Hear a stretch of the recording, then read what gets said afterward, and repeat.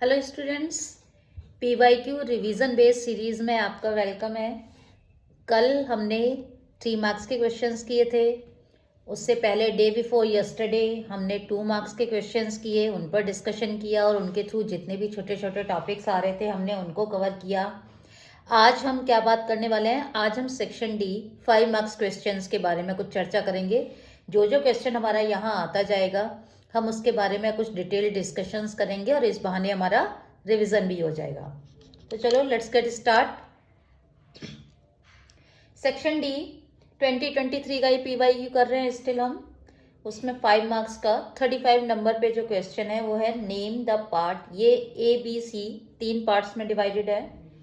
First part है इसका A, name the parts of a bisexual flower that are not directly involve in reproduction. That means ये reproduction in flowering plant से है। तो पहले चलो हम क्या करेंगे, हम एक फ्लावर का स्ट्रक्चर ध्यान से सुनो आप।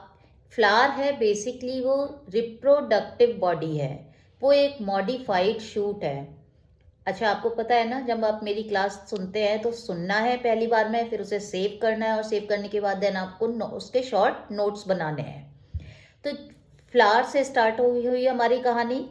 फ्लावर कैसा है? एक मॉडिफाइड शूट है, और वो शूट मॉडिफाइड कैसा है? जो कि मेंट स्पेशली फॉर रिप्रोडक्शन। तो यानी कि फ्लावर हमारी बेसिक रिप्रोडक्टिव स्ट्रक्चर हो गई। अब ये फ्लावर कितने तरह के होते हैं? तो एक तो आपका फ्लावर होता है परफेक्ट फ्लावर, जिसे हम कहते हैं बाइसेक्सुअल फ्लावर। परफेक्ट फ्लावर का मतलब है कि वो परफेक्ट है, उसमें कोई कमी नहीं है। दैट मीन्स कि उसमें नेसेसरी पार्ट और एसेसरी पार्ट दोनों ही होंगे। एसेसरी पार्ट वो होते हैं जो कि रिप्रोडक्शन में हेल्प कराते हैं, बट रिप्रोडक्शन के लिए ज़रूरी नहीं होते हैं। मीन्स अगर वो नहीं भी होंगे तो भी रिप्रोडक्शन होगा, सेक्सुअल रिप्रोडक्शन हो जाएगा। ठीक है, तो नेसेसरी पार्ट में तो आपके आते हैं फीमेल पार्ट, जिसे आप कहेंगे पिस्टिल, और मेल पार्ट जिसे हम कहते हैं स्टेमन। ठीक है, लिख लिया आप सभी ने? मेल पार्ट हमारा स्टेमन एंड फीमेल पार्ट क्या कहलाएगा? पिस्टिल। स्टेमन के 2 पार्ट हैं आपके, एंथर एंड फिलामेंट। एंथर के अंदर आपको मिलेंगे पॉलन ग्रेन्स, जिनका होना होता है पॉलिनेशन। तो पॉलिनेशन के लिए पॉलन ग्रेन हमें कहाँ मिलेंगे? एंथर में। और एंथर और फिलामेंट ये दोनों आपका मिलके स्टेमन कहलाएगा, जो कि बेसिक यूनिट होती है। एक स्टेमन में बहुत सारे आपके एंथर और फिलामेंट यूनिट्स आपकी होती हैं। देन उसके बाद नेक्स्ट हम बात करेंगे पिस्टिल की। पिस्टिल या कार्पिल कह लो, तो वो आपका 3 पार्ट्स में डिवाइडेड है, स्टिग्मा, स्टाइल, ओवेरी। क्या बोला मैंने? Stigma, style and ovary. Stigma ऊपर वाला वो पोर्शन है जो कि पॉलन ग्रेन को रिसीव करता है। जहाँ आके पॉलन ग्रेन लैंड करेगा ना, वो स्टिग्मा है। जैसे कि आप कहीं जाते हैं विजिटिंग एरिया में, तो आप रिसेप्शन पे आपको विजिटिंग एरिया में लाउंज में बैठने के लिए बोला जाता है। देन फिर आपको जिससे मीटिंग करनी है फिर वो मीटिंग होती है, राइट? तो ऐसे ही पॉलन ग्रेन जब सबसे पहले आता है तो वो कहाँ लैंड करेगा? स्टिग्मा पे करेगा। स्टिग्मा के बाद एक लॉन्ग ट्यूबुलर पोर्शन होता है, ट्यूब लाइक, जो कि सिंपली पाथ प्रोवाइड करता है गैमीट के जाने के लिए ओवरी तक। वो कहलाता है आपका स्टाइल। ठीक है, क्या कहलाएगा? Style, STYLE। स्टाइल के बाद जो सोलन पोर्शन है, ऐसे फूला हुआ जो पोर्शन है, वो आपका कहलाएगा ओवेरी। और ओवरी के अंदर मिलेंगे ओव्यूल्स। ठीक है, और ओव्यूल के अंदर आपको एग सेल या फीमेल गैमीट रेजाइड करता है। ओवरी के अंदर क्या मिलेंगे? ओव्यूल, और ओव्यूल में क्या रहेगा? Egg cell, female gamete. ठीक है, तो ये तो है फ्लावर के नेसेसरी पार्ट। अब बात करें एसेसरी पार्ट की, तो एसेसरी पार्ट्स वो होते हैं जो कि रिप्रोडक्शन में इनडायरेक्टली इन्वॉल्व होते हैं। डायरेक्टली उनका रिप्रोडक्शन में कोई भी, सेक्सुअल रिप्रोडक्शन में कोई इन्वॉल्वमेंट नहीं होता है। बेसिकली वो उसे असिस्ट करते हैं, रिप्रोडक्शन के लिए हेल्प करते हैं। ठीक है, अब कैलिक्स जो होता है, तो यहाँ पर हमारा क्वेश्चन वही निकल के आया। फिर देखिए, इन्होंने वही पूछा है कि name the part of bisexual flowers that are not directly involve in reproduction. ऐसे कौन से बाइसेक्सुअल मतलब परफेक्ट फ्लावर है, उसमें मेल भी मिलेंगे और फीमेल रिप्रोडक्टिव पार्ट भी मिलेगा और मेल रिप्रोडक्टिव पार्ट भी मिलेगा। दैट मीन्स स्टेमन भी होंगे और और आपकी पिस्टिल भी होंगी, राइट। तो उसमें दोनों ही मिलेंगे। तो ऐसे कौन से बाइसेक्सुअल फ्लावर में ऐसे कौन से पार्ट्स हैं जो कि डायरेक्टली रिप्रोडक्शन में इन्वॉल्व नहीं है? तो डायरेक्टली रिप्रोडक्शन में आपके कौन से पार्ट इन्वॉल्व नहीं है, इसका मतलब आपके बाहर के जो पंखुड़ियां, जिन्हें कहते हैं ना आप लोकल लैंग्वेज में, अपनी कॉमन लैंग्वेज में, पंखुड़ियां, दैट मीन्स कि calyx and Corolla.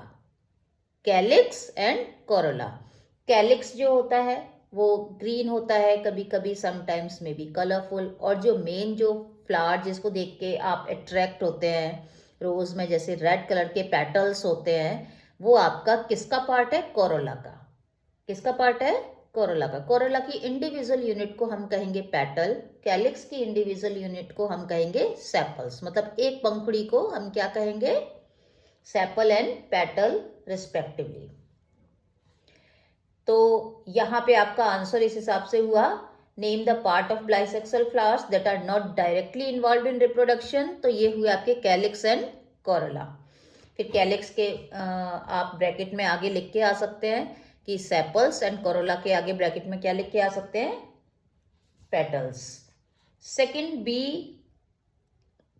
Differentiate between self pollination. अच्छा, एक चीज और मैं आपको बताऊं, जरूरी नहीं है कि सारे फ्लावर बाइसेक्सुअल फ्लावर हों, मीन्स परफेक्ट फ्लावर हों, उनमें मेल पार्ट भी हो फीमेल पार्ट भी हो।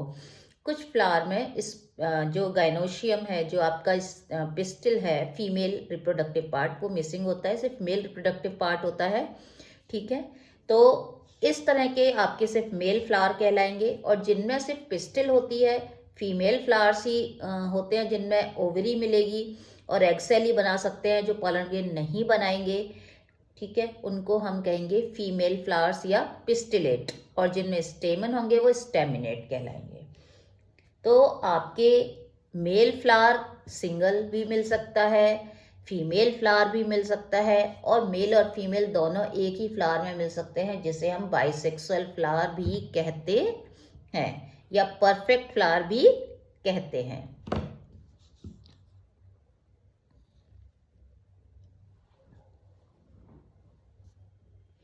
यूनिसेक्सुअल फ्लावर का मतलब वही हो गया जो मैंने आपको बताया। अगर आप यूनिसेक्सुअल फ्लावर के नाम से आ जाए तो आपको कंफ्यूज नहीं होना है। यूनिसेक्सुअल फ्लावर का मतलब है कि आपका आइदर मेल होगा या फिर फीमेल होगा। फीमेल होगा तो उसमें फीमेल रिप्रोडक्टिव पार्ट होगा, मेल रिप्रोडक्टिव पार्ट मिसिंग होगा, स्टेमन नहीं होंगे। और अगर मेल फ्लावर है दैट मीन्स उसमें फीमेल रिप्रोडक्टिव पार्ट मिसिंग होंगे और सिर्फ स्टेमन ही रहेंगे, पिस्टिल आपको नहीं मिलेगी, कार्पिल भी कहते हैं उसे। इसका बी पार्ट है अब इसी 35 क्वेश्चन का, 5 मार्क्स के क्वेश्चन है। Differentiate between self pollination and cross pollination, list any 2 significance of pollination. मतलब आपको सेल्फ पॉलिनेशन क्रॉस पॉलिनेशन का डिफरेंशिएशन करना है। तो पहले तो सबसे पहले इंपॉर्टेंटली क्या होता है कि जब आपको डिफरेंशिएशन करना होता है तो आप सिंपली कुछ मत करिए, आप सिर्फ और सिर्फ उनकी डेफिनेशन लिख दीजिए। तो सेल्फ पॉलिनेशन का मतलब है कि आपका वो पेड़ को क्रॉस करके नहीं जाएगा, समझ रहे हैं बात? पेड़ को क्रॉस करके बिल्कुल नहीं जाएंगे पॉलन ग्रेन। पॉलिनेशन की डेफिनेशन सिंपल, जो आप बचपन से पढ़ते आ रहे हैं, transfer of pollen grain from anther to stigma. मैंने आपको बताया था ना, स्टेमन में आपके कहाँ मिलते हैं पॉलन ग्रेन? एंथर में, चैम्बर होता है उसके अंदर मिलते हैं, चैम्बर में। और जो उसकी डंडी रहती है जो सिर्फ प्रोजेक्ट करती है एंथर को, सो दैट कि वो पॉलिनेशन इजीली हो सके, वो फिलामेंट होता है। तो फिलामेंट में कोई आपके पॉलन ग्रेन नहीं मिलते, एंथर में मिलते हैं। इसीलिए इसकी डेफिनेशन में आता है पॉलिनेशन क्यों है, transfer of pollen grain from anther to stigma of same plant, same flower, या से आपके लिए तो इतना ही बहुत है, same plant same flower is called self pollination. अब यहीं पे क्रॉस पॉलिनेशन में आपको सिर्फ क्या कर देना है, पहली लाइन बिल्कुल सेम लिखनी, लास्ट में आपको क्या करना है, डिफरेंट प्लांट कर देना है और डिफरेंट फ्लावर कर देना है, ठीक है। यानी कि transfer of pollen grain from anther to stigma to different plant and different flower, यानी कि प्लांट को क्रॉस करके जाएगा तो क्रॉस पॉलिनेशन है, प्लांट को क्रॉस करके नहीं जाएगा तो सेल्फ पॉलिनेशन है। अब उस प्लांट में चाहे मेल फ्लावर और फीमेल फ्लावर अलग आ रहे हो तो भी वो एक तरह से आपका सेल्फ पॉलिनेशन ही हुआ। वैसे उसे कहते कुछ डिफरेंट है, लेकिन आपके लेवल पे इतना ही है। List any two significance of pollination. Significance word जहाँ आ जाता है वहाँ आपको करना होता है कि उसकी इंपॉर्टेंस क्या है, वो क्यों हो रहा है, उससे फ़ायदा क्या होगा। ज़्यादातर सिग्निफिकेंस में आपके बेनिफिट्स दिए जाते हैं। तो हमें पॉलिनेशन की इंपॉर्टेंस बतानी, तो देखो पॉलिनेशन नहीं होगा तो फर्टिलाइजेशन भी नहीं होगा। तो पहली सिग्निफिकेंस इंपॉर्टेंटली आप क्या लिख सकते हैं कि it is required for fertilisation या इट ब्रिंग्स अबाउट फर्टिलाइजेशन। ये फर्टिलाइजेशन को क्रिएट करता है, it brings about the fertilisation या it is required for fertilisation. Fertilisation होगा तो क्या बनेगा, फ्रूट बनेगा। फ्रूट बनेगा तो फ्रूट के अंदर सीड होंगे। तो इट इज रिक्वायर्ड या इट इज नेसेसरी या ब्रिंग्स अबाउट, कुछ भी लिख दीजिए, for seed formation, for fruit formation, हो गया। अब सेल्फ पॉलिनेशन, क्रॉस पॉलिनेशन। जब क्रॉस पॉलिनेशन होगा तो डेफिनेटली सेक्सुअल रिप्रोडक्शन हो रहा है। तो क्या सेक्सुअल रिप्रोडक्शन किस लिए ज़्यादा इम्पॉर्टेंट है, बिकॉज वो जेनेटिक वेरिएशन लाता है। तो it creates the genetic variations. 4 हो गए, यहाँ पे उन्होंने लिखा हुआ है कोई 2 लिखने हैं, आपको इनमें से जो 2 अच्छा लगता है वो 2 लिख लीजिए। सी पार्ट है इसी क्वेश्चन का। What is the fate of the ovule and ovary after fertilization in a flower. मतलब एक ओव्यूल का और एक ओवरी का फर्टिलाइजेशन के बाद फ्लावर में क्या होता है। तो देखिए जो ओवरी है वो तो हमेशा कन्वर्ट हो जाती है फ्रूट में, तो आप ओवरी लिखेंगे, उसके आगे एरो बनाएंगे और फ्रूट लिख देंगे। और जो ओव्यूल है उसके आगे एरो लिख के बताएंगे सीड। दैट मीन्स कि ओव्यूल सीड में कन्वर्ट हो जाता है और ओवरी किस में कन्वर्ट हो जाती है, फ्रूट में। ये बहुत ही कॉमन बेसिक सी बात है, बिल्कुल याद रख लेना इसको, शॉर्ट नोट में बना लो इसको।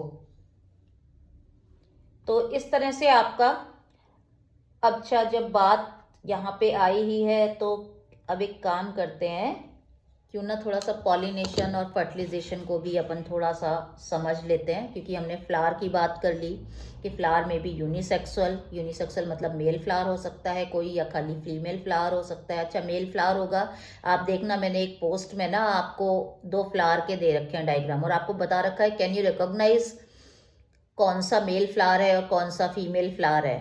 तो आप उसे जाके देख लीजिएगा। मेल फ्लावर जो होगा उसमें सिर्फ और सिर्फ आपको पॉलन ग्रेन दिखेंगे, जबकि वो फीमेल फ्लावर होगी उसमें आपको ओवरी स्टाइल और स्टिग्मा दिखेगा, आपको पिस्टल्स दिखेंगे। Unisexual flower, bisexual flower, flower के एसेसरी पार्ट, फ्लावर के नेसेसरी पार्ट, ये सब हो गए। फ्लावर में पॉलिनेशन हो गया। पॉलिनेशन के लिए सेल्फ पॉलिनेशन का मतलब है कि same plant same flower. Cross pollination का मतलब है transfer of pollen grain from anther to stigma to different plant and different flower. Pollination के लिए एजेंट की जरूरत पड़ती है डेफिनेटली।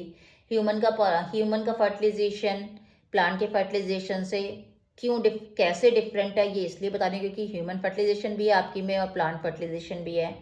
बिकॉज ह्यूमन के फर्टिलाइजेशन के लिए आपको पॉलिनेशन का स्टेप की ज़रूरत नहीं पड़ती है, क्योंकि प्लांट में पॉलिनेशन एक बहुत इंपॉर्टेंट स्टेप है। मैंने बताया ना पॉलिनेशन नहीं होगा तो अभी हमने 4 पॉइंट डिस्कस किए ना कि उसकी इंपॉर्टेंस क्या है, सिग्निफिकेंस क्या है। फर्टिलाइजेशन ही नहीं होगा भाई, जब एंथर आएगा ही नहीं स्टिग्मा पे, उस पर लैंड ही नहीं करेगा तो फिर क्या होगा, कुछ नहीं होगा। और आपने ग्रोथ वाले चैप्टर में पढ़ा है ना प्लांट हार्मोन्स में कि जो पिस्टिल और जो पॉलन है उसका जो इंटरेक्शन होता है, जब पॉलन ग्रेन पिस्टिल पे आता है, पिस्टिल की कौन से पार्ट पे, स्टिग्मा पे लैंड करता है, तो वो जर्मिनेशन होता है उसका। तो जर्मिनेशन के लिए उसको सिग्नल कहाँ से मिलते हैं, तो वो एक कीमोट्रोपिक मूवमेंट होता है, ठीक है, यानी कि दैट मीन्स केमिकल्स के थ्रू वो लोग आपस में इंटरेक्शन करते हैं।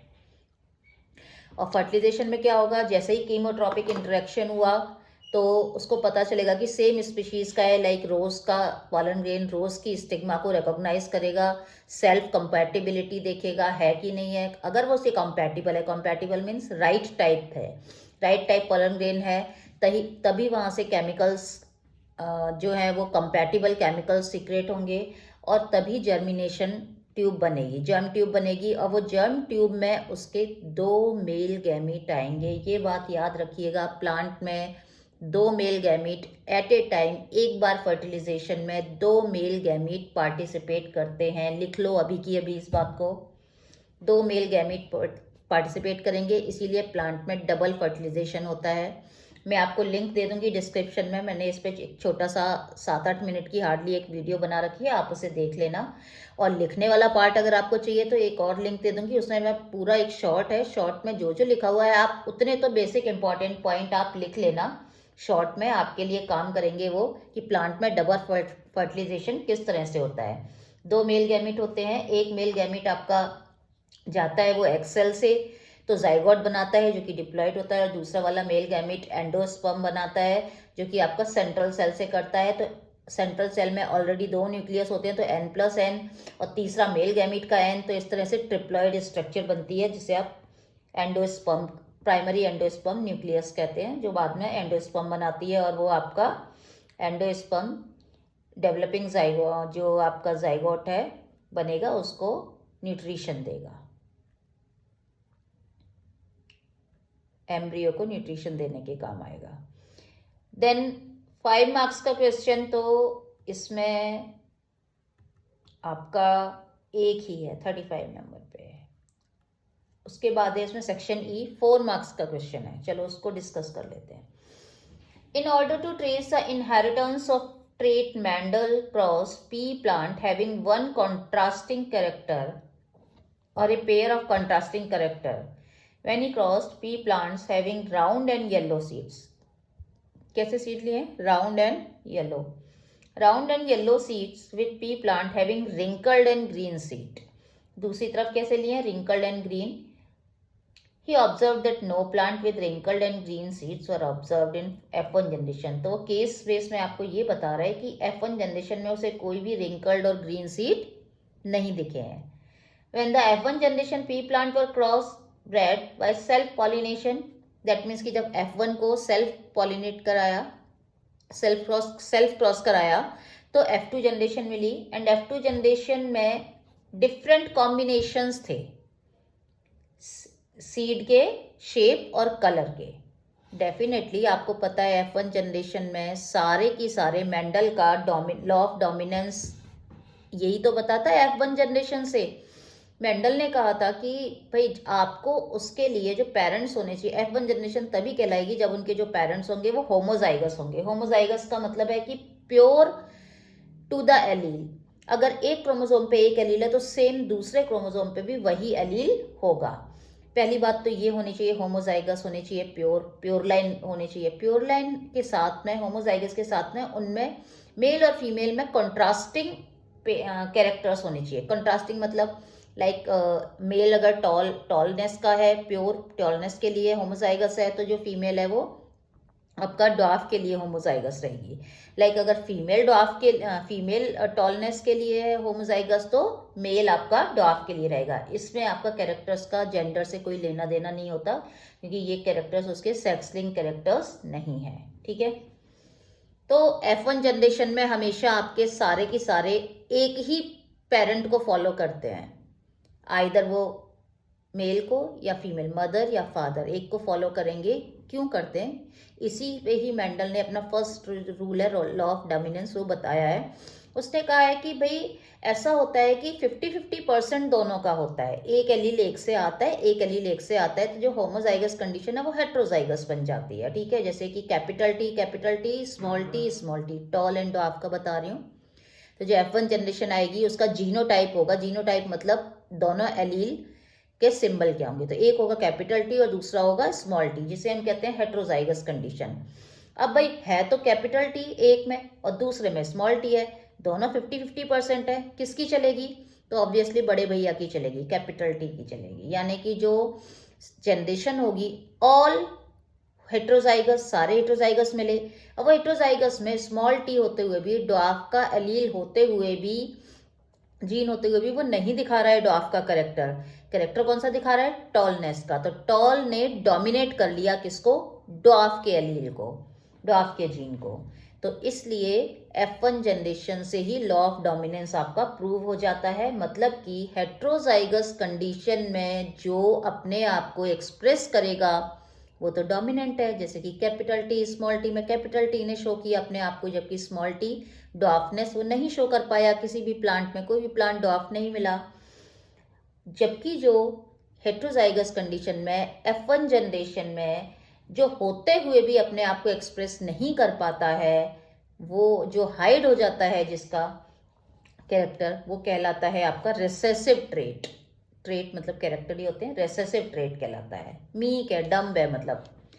लेकिन जब F1 इंटू F1, सारे के सारे F1 एक जैसे थे, हेट्रोजाइगस एंड ऑल टॉल को दूसरे ही हेट्रोजाइगस ऑल टॉल से करवाया, यानी कि capital T small T crossing करवाई कैपिटल टी स्मॉल टी से। तो उसने देखा कि F2 जनरेशन में जो हमेशा जो रेशो आता था वो ज़्यादातर 3:1 का आया। मेंडल के रूल के अकॉर्डिंग कितने का आया?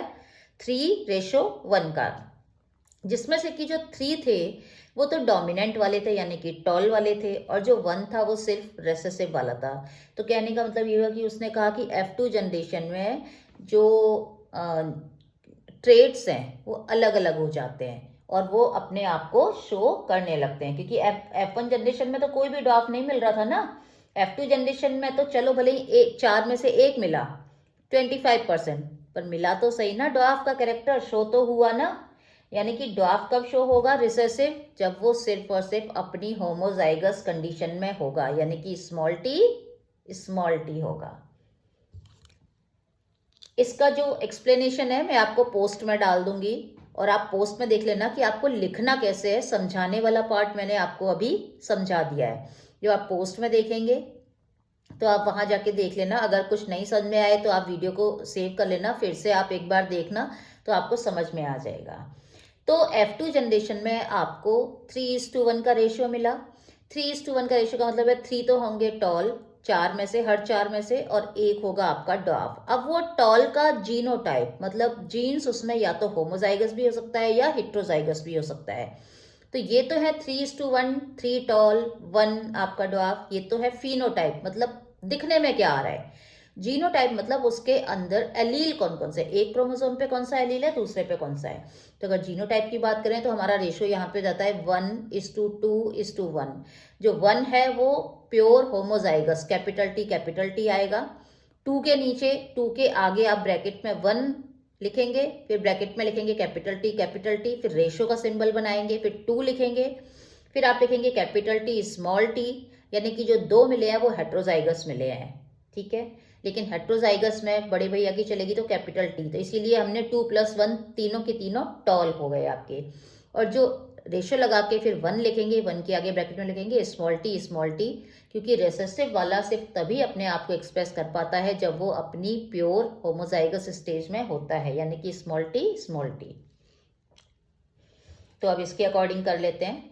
वेनी क्रॉस पी प्लांट, तो इसने सीड का लिया है। और देखिए ये तो था हमारा मोनोहाइब्रिड क्रॉस। मोनोहाइब्रिड का मतलब जब हम एक कैरेक्टर को स्टडी कर रहे हैं, टॉलनेस वाले से मैंने जैसे कि आपको समझाया।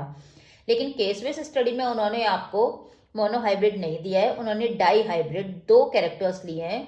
सीड का कलर एंड सीड का शेप। सीड का shape green and yellow colour का होता है। येलो कलर सीड का डोमिनेंट होता है। अगर येलो ग्रीन दोनों साथ होंगे तो ग्रीन कभी एक्सप्रेस नहीं हो पाएगा हेट्रोजाइगस में, येलो ही शो करेगा। Wrinkled and round seed dominant होते हैं इन कंट्रास्टिंग टू रिंकल्ड आपके रेसेसिव होते हैं। तो राउंड और रिंकल्ड अगर दोनों का होगा 50-50%, तो सिर्फ राउंड का ही दिखने में राउंड आएगा, जीन में भले भले से आपका रिंकल्ड का हो। इसके लिए भी मैंने अपने इंस्टा चैनल पे आपको बता रखा है कि मेंडल के कौन से 7 कैरेक्टर्स हैं जिसमें आपका कौन सा डोमिनेंट ट्रेट है और कौन सा रेसेसिव है। डोमिनेंट हम उसी को कहते हैं जो F1 जनरेशन में मोनोहाइब्रिड क्रॉस में हेट्रोजाइगस कंडीशन में अपने आप को शो कर रहा है।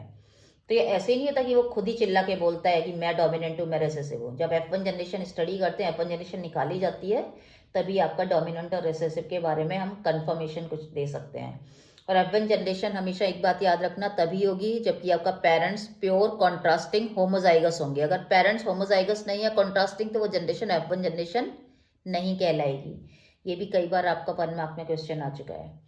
अब वो कह रहा है कि उसने फर्स्ट क्वेश्चन दिया है, write any 2 pairs of contrasting character of pea plant use by Mendel other than those mentioned above. एक तो आप केस बेस्ड स्टडी कैसे सॉल्व करनी है उसके रिलेटेड मैंने आपको 2 वीडियोस शॉर्ट बना रखे हैं, वीडियोस बना रखी हैं आई थिंक, वो मैं चैनल में आपको डाल दूंगी उसका लिंक, एक बार उनको देख लेना कि केस बेस कैसे सॉल्व करनी है। अब क्या है देखो, ये जो मैंने आपको इसके रिगार्डिंग वीडियो भी डाल रखी थी उसमें भी मैंने आपको बार बार बोला था कि कई बार ऐसा होता है कि केस दिया होता है लेकिन आप क्वेश्चन देखते हैं तो क्वेश्चन आपको बिना केस के ही ऐसे ही पता चल जाता है। और आपके पास अगर टाइम कम है तो पहले आप क्वेश्चन को एक बार केस को फटाफट पढ़ लो फिर क्वेश्चन पे देखो। तो कई बार आपको ऐसा होता है कि क्वेश्चन में केस में क्वेश्चन का आंसर होता ही नहीं है।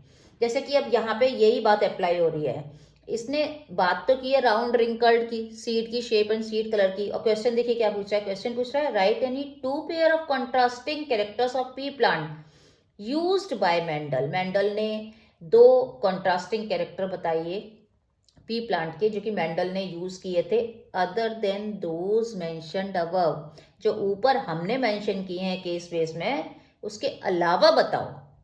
तो भाई ये क्वेश्चन तो फटाफट से केस बेस पढ़ना था, राउंड रिंकल देख लेना था, उसके अलावा तो फिर आपका तो कोई भी डाल दो, जैसे कि हाइट ऑफ प्लांट डाल दो, टॉल एंड ड्वार्फ डाल दो, उसमें टॉल आपका डोमिनेंट है, ड्वार्फ, या फिर आप और भी कोई डाल सकते हैं जैसे कि फ्लावर कलर डाल दीजिए, फ्लावर कलर पर्पल या वॉयलेट कहते हैं, और वाइट वो वाला डाल दीजिए, फ्लावर की पोजीशन डाल दो, एक्सियल एंड टर्मिनल। एक बार जाके चैनल पे देख लेना, उसमें सारा पोस्ट में डाला हुआ है, बहुत ब्यूटीफुल तरीके से आपको समझ आ जाएगा। Differentiate between dominant and recessive trait. अब वो कह रहा है कि डोमिनेंट और रेसेसिव ट्रेट के बीच डिफरेंस शो करो। तो भाई जो हमारा F1 जनरेशन में हेट्रोजाइगस कंडीशन में जो हमारा शो होता है, जो फिनोटाइप जो दिखने में आता है वो डोमिनेंट ट्रेट है, और F1 जनरेशन में जो हमारा हेट्रोजाइगस कंडीशन में अलील होते हुए भी अपना फिनोटिपिकली अपने आप को एक्सप्रेस नहीं कर पाता वो आपका रेसेसिव ट्रेट है। 1 मार्क का क्वेश्चन है, हो गया। State the ratio of combination observed in the seeds of the F2 generation in above case, यानी कि आपका राउंड रिंकल्ड वाला जो है आपका और आपका येलो ग्रीन सीड जो उसने लिए हैं उसके बेसिस पे वो कह रहा है F2 जनरेशन के आप ना हमें बताइए कि क्या रेशियो होगा। तो F2 जनरेशन का तो आपको पता है ना, डाई हाइब्रिड क्रॉस में क्या रहता है बताओ। F2 जनरेशन का डाई हाइब्रिड क्रॉस में आपका रेशियो रहता है 9:3:3:1, जिसमें से 9 तो आपके डोमिनेंट होते हैं, 9 तो वो होते हैं जो कि F1 जनरेशन में आपके जैसे दिख रहे हैं। वो कौन से हैं 9 आपके, जैसे कि उसने क्या बोला कि F1 जनरेशन में आपके रिंकल्ड और ग्रीन तो मिले ही नहीं, तो राउंड और येलो मिले, तो 9 हो गए आपके राउंड एंड येलो। देन उसके बाद 1 आपका हुआ रिंकल्ड एंड ग्रीन जो कि रेसेसिव है, वो 9:3:3:1 है ना। 3 और 3 ये होंगे आपके लॉ ऑफ इंडिपेंडेंट असॉर्टमेंट, मतलब नए वेरिएशन, न्यू वेरिएशंस आएंगे, न्यू कॉम्बिनेशंस बनेंगे उसके होंगे। यानी कि राउंड आपने पहले किसके साथ लिया था, येलो के साथ लिया, राउंड को किसके साथ रखा है, येलो के साथ, और दूसरे वाले में रिंकल को किसके साथ पेयर अप किया है, ग्रीन के साथ। लेकिन ऐसा नहीं है, 3 वाले में राउंड अब आपका पेयर अप हो जाएगा किसके साथ, राउंड पेयर अप कर दो आप ग्रीन के साथ और रिंकल्ड को पेयर अप कर दो येलो के साथ। तो रिंकल्ड एंड येलो भी 3 मिलेंगे एंड राउंड एंड ग्रीन भी 3 मिलेंगे, तो 9:3:3:1, और ये 2 नए कॉम्बिनेशन मिलते हैं। अच्छा एक चीज़ और मैं यहाँ से फिर से क्लियर कर लेते हैं, एक छोटा सा टॉपिक। 9:3:3:1 में आपके टोटल हो गए 16, यानी कि 16 में से 9 तो मिलेंगे आपको डोमिनेंट वाले, 16 में से 1 मिलेगा आपको रिसेसिव, और 16 में से 3 एंड 3 मिलेंगे आपको वेरिएशन। तो कोई आपसे पूछे कि भाई वेरिएशन कितने परसेंटेज में मिलते हैं, तो 16 में से कितने मिल रहे हैं, 3 + 3, भाई ये वाला 3 भी एक, ये वाला एलील इसके साथ कंबाइन हो गया, ये इसके साथ, तो 2 नए वेरिएशन मिले ना आपको। तो 3 + 3 6, you are getting 6 out of 16, ठीक है। 16 में से 6 मिल रहे हैं आपको, तो परसेंटेज कितना हुआ, 6/16 × 100, ठीक है, 6/16 × 137 समथिंग आपकी परसेंटेज आएगी। तो ये वेरिएशन और रिकॉम्बिनेंट बनने की परसेंटेज है। ठीक है। अब अगर इसमें कोई कह दे कि अगर सपोज, एक क्वेश्चन और मैं यहीं से ही आपको बता देती हूँ, अगर सपोज कोई कह दे कि भाई 160 टोटल F2 जनरेशन में सीड्स मिले, कितने सीड मिले ध्यान देना, 160। कितने सीड की बात कर रही हूं मैं, F2 जनरेशन में एक फार्मर को 160 160 सीड्स मिले। तो वो आपसे पूछ रहे हैं कि बताओ वेरिएशन वाले, न्यू कॉम्बिनेशन वाले, वेरिएंट वाले सीड्स टोटल कितने होंगे नंबर में। सिंपली कुछ नहीं करना है, 9:3:3:1, जिसमें से वेरिएशन वाले कितने हैं, 3 and 3, यानी कि टोटल हो गए 6। उसने कहा टोटल न्यू वेरिएशंस बताओ, तो टोटल 6। लेकिन 6 किस में से मिल रहे हैं, 16 में से। 16 में से 6 मिल रहे हैं, तो 160 में से कितना मिलेगा। यूनिटरी सिस्टम के बचपन में सॉल्व किए हैं ना आपने, बस उसी के बेसिस पे करना है आपको कि भाई आप ऐसे समझो कि 16 kg अगर आपकी कोई शुगर है वो 6 रुपीज़ की आ रही है, तो 160 वाला जो है वो कितने में आपको, तो बस सिंपली इतनी सी बात है। तो आपको 16 में से 6 मिल रहा है, तो 160 में से कितना मिलेगा, तो यानी कि 6/16 इंटू 160 कितना बैठ गया, 60। तो यानी कि 60 सीड्स आपको वेरिएशन वाले मिलेंगे।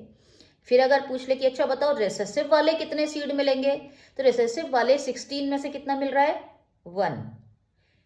जब 16 में से 1 मिल रहा है तो 160 में से कितना मिलेगा, तो 1/16 इंटू 160। 16 में से 6, तो 160 में से कितना, तो ये आपके मिल जाएंगे 10।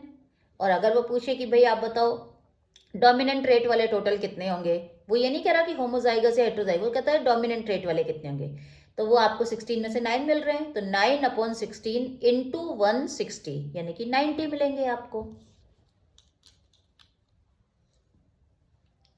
ठीक है, चलिए। वैसे इतना ज़्यादा दिमाग वाले क्वेश्चन कम ही आते हैं कभी कभी, लेकिन कह नहीं सकते, कभी कुछ क्वेश्चन आ भी जाते हैं इस तरह के। तो मैंने आपको ये थोड़ा सा एक हाई लेवल का एक क्वेश्चन आपको बता दिया है। तो F2 जनरेशन का हमने रेशो बता दिया, 9:3:3:1। अब इसी में ही सी में ही उसने केस बेस्ड स्टडी में एक क्वेश्चन और पूछा है, what do you interpret from this result, आप इस रिजल्ट से क्या नतीजा निकालेंगे 9:3:3:1 वाले से। तो सिंपली हम यही लॉ ऑफ इंडिपेंडेंट असॉर्टमेंट जो कि इसी पे ही बेस्ड है, 3:3, 6 नए कैरेक्टर हमारे आ रहे हैं ना, राउंड रिंकल्ड के साथ में। राउंड आपका हमेशा किसके साथ में जा रहा है, केस के अकॉर्डिंग अगर हम बात करें, तो यहाँ पे उसने जो राउंड लिया है वो लिया है उसने येलो के साथ, और ग्रीन लिया है उसने रिंकल्ड के साथ। लेकिन राउंड हमारा किसके साथ चला गया, राउंड चला गया हमारा ग्रीन के साथ, और जो रिंकल्ड चला गया वो येलो के साथ चला गया। तो सिंपल इतनी सी बात है बस। तो लॉ ऑफ इंडिपेंडेंट असॉर्टमेंट आप इसमें करेंगे, इससे ज्यादा कुछ नहीं होगा। चलिए, ये आपका केस बेस भी हो गया, और आपका एक इसमें था कि given below is a cross between pure violet flower and pure white flower, diagrammatically explain the progeny obtain in F1। ये भी बहुत सिंपल है। आपने प्योर वायलेट लिया यानी कि होमोजाइगस, प्योर का मतलब होमोजाइगस, यानी कि उसने होमोजाइगस से स्टार्ट किया। वायलेट का कॉन्ट्रास्टिंग फीचर है वाइट, यानी कि वो भी उसने होमोजाइगस लिया है। दैट मीन्स वो सिंपली स्टार्टिंग कर रहा है पेरेंट से, F1 जनरेशन के पेरेंट से, यानी कि आपको F1 जनरेशन मिलेगी अगर आपने वायलेट को कैपिटल V से दिखाया है, क्योंकि आपको पता है कि वायलेट डोमिनेंट है, और जो डोमिनेंट होता है उसे हम कैपिटल केस से दिखाते हैं। तो कैपिटल V से दिखाया है, तो कैपिटल V डिप्लॉयड है ना, 2 बार कैपिटल V लिखेंगे, क्रॉस का साइन बनाएंगे, स्मॉल v का मतलब व्हाइट कलर का flower, capital V capital purple colour का फ्लावर, क्रॉस करेंगे। F1 जनरेशन कैसी आएगी भाई आपकी, F1 जनरेशन आएगी आपकी capital V small v, heterozygous, एक अलील इधर से आएगा और एक अलील इधर से आएगा। सारे की सारे ऐसे ही होंगे, चाहे वो 1000 हो, चाहे 100 हो, चाहे 500 हो, 2 लाख हो, सारे की सारे सीड्स हेट्रोजाइगस होंगे, एक जैसे सब हेट्रोजाइगस। और दिखने में कैसे होंगे, कैपिटल V की चलेगी, ठीक है। कैपिटल वी कौन है? वायलेट, क्योंकि हमें पता है कि डोमिनेंट ट्रेट उसमें जो F1 में आ रहा है वो वायलेट ही देखते हैं सारे फ्लावर, वाइट नहीं देखते हैं। देन फिर वायलेट, हेट्रोजाइगस वायलेट, यानी कि कैपिटल वी स्मॉल वी का कैपिटल वी स्मॉल वी से करवाएंगे तो फिर से आपका क्या मिलेगा? एक कैपिटल वी, दो मिलेंगे आपको कैपिटल वी स्मॉल वी के, और एक मिलेगा आपको स्मॉल वी का। तो यानी कि दिखने में फिनोटिपिक रेशियो होगा 3:1, यानी कि 3 वायलेट मिलेंगे और एक आपका वाइट मिलेगा। लेकिन जीनोटाइप, उनका जीन में क्या है? तो जो 3 है ना, उनमें से एक होमोजाइगस है और 2 हेट्रोजाइगस है, यानी कि एक तो है कैपिटल वी 1:2:1 आपका जीनोटाइप हो गया, कैपिटल वी, दो वाले में कैपिटल वी स्मॉल वी, ठीक है, और आपका एक वाले में स्मॉल वी। तो आज के लिए इतना। अब हमारे 2023 के सिर्फ आपके एमसीक्यूज रह गए हैं, वो मैं कल डिस्कशन करेंगे, कल डाल दूंगी आपको, और उसके बहाने आपके जितने भी टॉपिक्स आएंगे उन सबको हम इसी तरह से क्लियर करेंगे और आपका वन शॉट रिवीजन हो जाएगा इन शॉर्ट।